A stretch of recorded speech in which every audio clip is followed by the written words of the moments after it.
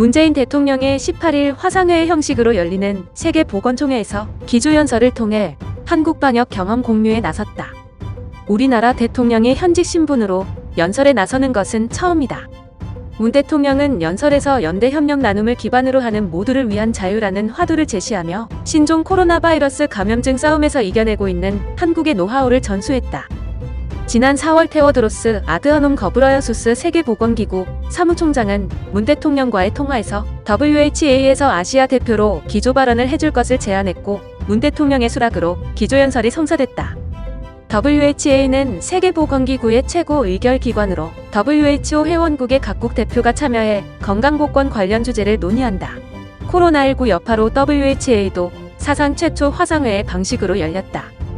무엇보다도 전 세계 194개국 회원국 대표가 참여하는 국제보건무대의 문 대통령이 기조연설 대표자 중 한 명으로 나서서 한국의 방역체계를 소개한다는 데 의미가 있다는 게 청와대의 설명이다. 특히 지난 10일 취임 3년 국정 방향을 제시하는 자리에서 세계를 선도하는 대한민국의 길을 열어나가겠다고 공언한 문 대통령이 연대 협력을 밑바탕으로 국제사회가 나아가야 할 가치 전파에 나선 것은 선도 국가를 향한 첫 발을 뗀 것이라고 보는 시각도 있다. 청와대 관계자는 선도 국가가 되려면 방역 이익 등도 중요하지만 가치가 잘 전파되어야 한다며 시대 정신을 담아 국제사회에 메시지를 던지는 것도 중요하다고 했다. 문 대통령은 이에 따라 이날 영상 기조 발언을 통해 코로나를 이기기 위해 대한민국 국민이 선택한 모두를 위한 자유의 길을 소개하고자 한다며 코로나19 직격탄을 입은 한국이 취했던 방역 조치 등에 대해 언급했다.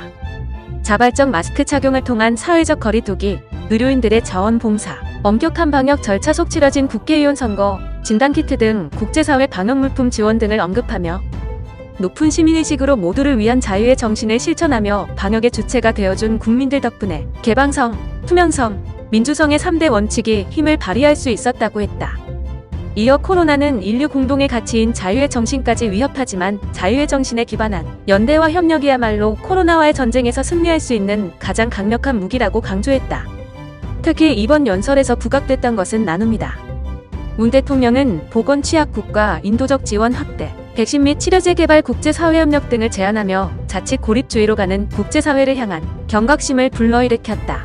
그러면서 모두를 위한 자유의 가치를 더욱 굳게 공유한다면 우리는 지금의 위기 극복을 앞당기고 포스트 코로나 시대의 희망을 더 크게 키울 수 있을 것이라고 믿는다고 덧붙였다. 코로나19와 관련해 문 대통령이 국제무대에 오른 것은 이번이 세 번째다.